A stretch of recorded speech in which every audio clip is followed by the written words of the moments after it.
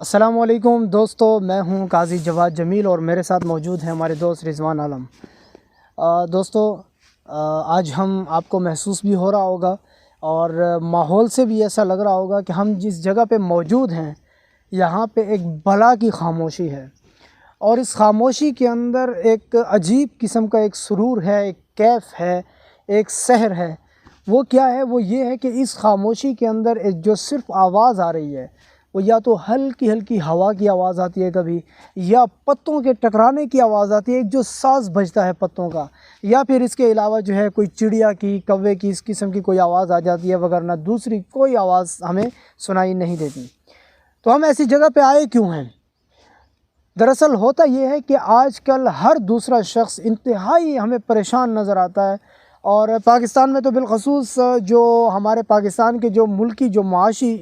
حالات ہیں وہ سب کو پتہ ہے، وہ بہتر نہیں ہے۔ تو ہر شخص زیادہ کمانے کی تگ و دو میں رہتا ہے، ہر شخص زیادہ سے زیادہ کمانا چاہتا ہے، اور ہر شخص چاہتا ہے کہ میرے پاس جو میرے بنیادی جو ضروریات ہیں میں اس سے محروم نہ رہوں، میری وہ ضروریات پوری ہوتی رہے۔ تو اسی چیز کو لے کر تمام دوست جو ہے پورے ملک کے لوگ بہت زیادہ پریشان رہتے ہیں، اور ان کا جو پریشانی ہے اس کا آپ کو پتہ ہے جو سب سے پہلا اثر پڑتا ہے وہ انسان کے دماغ پہ پڑتا ہے۔ تو دماغ پہ اثر پڑنے کی وجہ سے گھریلو معاملات ٹھیک نہیں ہو پاتے، نہ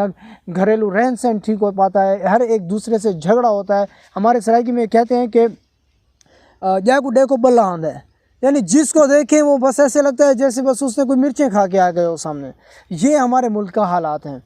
تو اس صورت میں ہم نے سوچا کہ کوئی اس ٹاپک پہ ویڈیو بنائیں، تو اس کے لیے سب سے جو ضروری تھا وہ یہ تھا کہ اسی لوکیشن پہ جا کے ایسی ویڈیو بنائیں۔ تو آپ لوگوں کے لیے ایک اہم پیغام یہی ہے اس ویڈیو کے اندر کہ اگر آپ چاہتے ہیں کہ ہم دماغی حوالے سے بالکل فریش رہیں، ہم تمام پریشانیوں سے دور رہیں، ہمارے مطلب کوئی اس قسم کی کوئی پریشانی نہ ہو، مطلب ہم جب صبح ایسے اٹھیں کہ ہمارا دماغ ایسے فریش ہو جیسے نئے بچے کا دماغ فریش ہوتا ہے، تو اس میں دو چیزیں میں آپ کو بتاتا ہوں۔ ایک تو ایسا نسخہ میں آپ کو بتاتا ہوں کہ جس سے کچھ نہیں مل سکتا، اور وہ ہے کہ اگر آپ درود شریف کثرت سے پڑھتے ہیں آپ دماغی حوالے سے بالکل فٹ رہیں گے۔ ایک تو یہ ہے۔ دوسرا یہ کہ آپ کبھی کبھی ہفتے میں ایک بار دو بار جن لوگوں کے گھر کے ساتھ یہ سہولیات موجود ہیں وہ تو اس سے بخوبی فائدہ اٹھا سکتے ہیں، اور جن کو اس چیز کی قدر ہے تو وہ جانتے ہیں کہ میں کتنی بڑی بات کہہ رہا ہوں، اور جن لوگوں کو ابھی اس کا پتہ نہیں ہے وہ ان چیز پہ ابھی اس طرف انہوں نے کبھی غور نہیں کیا، یا جن کو یہ سہولیات میسر نہیں ہے تو ان کو شاید یہ معلوم نہ ہو کہ میں کتنی بڑی بات کہہ رہا ہوں۔ بات یہ ہے کہ آپ کبھی کبھی ہفتے میں ایک دو بار ضرور ایسی کسی جگہ پہ اپنے گھر کے آس پاس اگر موجود ہو، یا پھر آپ کو تھوڑا سا سفر بھی کرنا پڑے آپ ضرور کریں، کہ کھلی زمینیں ہوں جہاں پہ صرف یا باغات ہوں یا پھر کوئی درخت لگے ہوں، اور اس میں کسی قسم کا آپ کے سامنے کوئی شور نہ ہو، خاموشی بلا کی خاموشی ہو، وہاں پہ آپ جا کے تھوڑی دیر کے لیے بیٹھ جایا کریں، دوستوں کے ساتھ اسی جگہ پہ جائیں، تھوڑی دیر کے لیے خاموش ہو کے یا بیٹھ جائیں، گپ شپ لگا لیں، یا آپ ایسی جگہ پہ جا کے تھوڑی دیر کے لیے لیٹ جائیں۔ آپ نے دیکھا ہوگا، بہت سے لوگوں نے دیکھا ہوگا، یہ دیہاتی علاقوں میں اکثر ایسا ہوتا ہے، درختوں کے نیچے کوئی شخص سر کے نیچے اینٹ رکھ کے سویا ہوتا ہے، اور اتنا سکون سے سویا ہوتا ہے، شاید ملک کا بادشاہ بھی اتنے سکون سے نہ سویا ہو جتنے سکون سے وہ سویا ہوتا ہے، کیونکہ جو سبزے کی سہولت اسے میسر ہوتی ہے وہ ہر کسی کو نہیں ہوتی۔ میرا ویڈیو میں یہی پیغام ہے، اور رضوان سے میں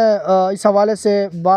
ضرور اس سے کہوں گا کہ وہ بھی اس میں شامل ہو اور بتائے کہ ہمارا جو تخلیقی صلاحیتیں ہیں اس پہ یہ سبزہ جو ہے یہ کتنا اچھا اثر انداز ہوتا ہے۔ یہ ایک طبی پوائنٹ تھا، میں نے اس حوالے سے بات کی، وہ بھی طبی پوائنٹ ہے، لیکن جو تخلیقی صلاحیتیں ہوتے ہیں، چاہے وہ شعراء ہیں، اساتذہ ہیں، جن کے اندر تخلیقیت موجود ہوتی ہے، میں ان یا تخلیقی کام کرتے ہیں، اس کے لیے رضوان سے میں کہوں گا کہ اس پہ ضرور تھوڑی سی بات کریں۔ بالکل قاضی صاحب نے بالکل ٹھیک بات کہی ہے۔ ایسی جگہوں پہ جا کر ایک تو آپ کا مزاج جو ہے وہ نرم ہوتا ہے، ٹھیک ہے، آپ کے مزاج میں جو تلخی آئی ہوتی ہے اس میں نرمی آ جاتی ہے، اور اس کے علاوہ تخلیق کے حوالے سے اگر دیکھا جائے تو میں نے تقریباً غزلیں ایسی ہی جگہوں پہ جا کر ایسے ہی ماحول میں رہ کر لکھی ہیں، کیونکہ ایسے ماحول میں انسان کا ڈائریکٹ تعلق جو ہے وہ فطرت کے ساتھ ہوتا ہے، نیچر کے ساتھ ہوتا ہے۔ تو جہاں پہ انسان کا تعلق نیچر کے ساتھ ہوتا ہے